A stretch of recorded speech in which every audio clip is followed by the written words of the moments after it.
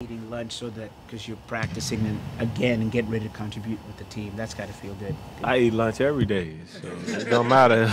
Don't matter if I'm practicing or not. I gotta eat. But no, it feels good.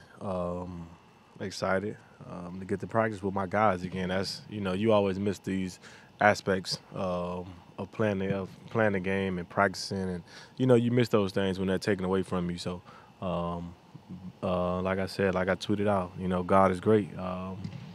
So, we good.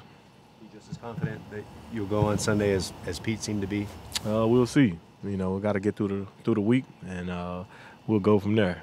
I'm not here. You never know what happened at practice. So I just want to try to put my best foot forward. Is this sooner than you expected to be back on the field when it first happened? I don't know. I don't know if it's sooner or, every injury is different, so you never know. But I always said I want to kind of kept up with guys that had these type of injuries, and really want to give a shout out to Saquon Barkley and Luka Doncic, because I watched everything and saw how they kind of bounced back, and it just kind of put a goal in my mind on what I could do. So those guys push me and they don't even know it. Pete said you'd had something similar like this before in your past? Or? Yeah, I had the same thing in high school, so pretty similar. So I was 16 at the time, though, so at that time I was young. Now I'm old, so we don't know. How did this one happen? Just making a tackle, foot got caught under me. Crazy incident. Kind of been both of my injuries have been crazy incidents this year. That you don't really see.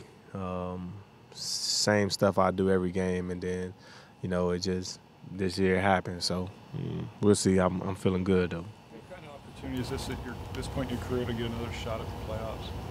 It's dope. You always, when I made it my second year, I was hurt. Had tore my pec when Detroit came up to play Seattle, so I was hurt. But thinking I'm a second-year guy, we made the playoffs. That's gonna be consistent, and then you got to wait till your fifth year to make them again. So it's definitely a blessing. Definitely excited. Be a fun atmosphere.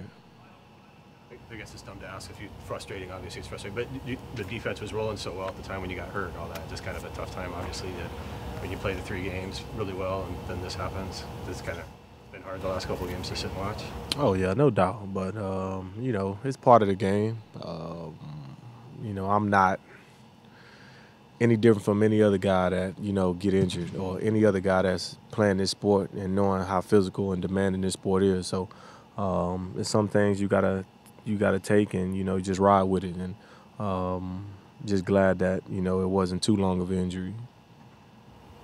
How different do you think the Eagles look? No, those guys are rolling. They won 4 in a row. They figured out, kind of their identity of who they are, what they do well, and it's good to see. Those guys always had talent, always been pretty talented. Carson has always been good. So those guys got rolling over the last month of the season, and you want to play your best ball, in December. They've had to adapt to a new cast of characters with the injuries that they've had on offense and such. Has that led to a change that you've seen in what they try to do to maximize those guys? Well, you got to think, this is a championship caliber team. They got a lot of guys on that team that's part of that Super Bowl run. So, Doug Peterson, he's from the Andy Reid system, and they always find ways, to be creative what they do, and you got to respect that. He's a heck of an OC. Carson's a heck of a quarterback, and they got some really good pieces over there. That's for the. What, for lunch? Yeah. Oh, I just had salmon and brown rice. Nothing too crazy. Just got off the phone with Kerryon Johnson because Auburn just lost to Minnesota, and you guys did see Texas win 38-10 last night. So I'm just bragging a little bit today. So. Yeah. After the non-call against Hollister on the Seahawks last play against the 49ers, do you have any greater or lesser understanding about pass interference? I don't know.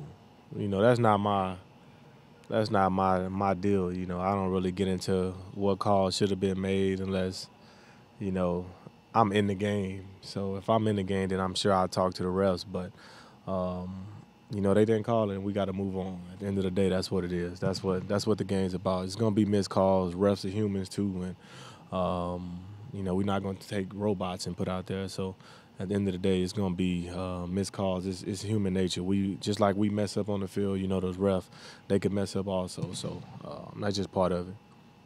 Anything else, guys? Thank you. Thank you, Quandre. Yep. Thank you.